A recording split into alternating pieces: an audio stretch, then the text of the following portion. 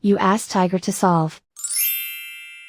This deals with linear equations with one unknown. The final result is x equals 4/5. Let's solve it step by step. Group all x terms on the left side of the equation. Subtract 3x from both sides. Group like terms. Simplify the arithmetic. Group like terms. Simplify the arithmetic. Group all constants on the right side of the equation. Add 5 to both sides. Simplify the arithmetic.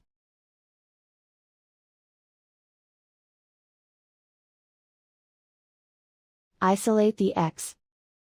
Divide both sides by -5.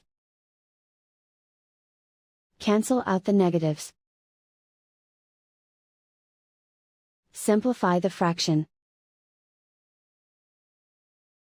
Cancel out the negatives.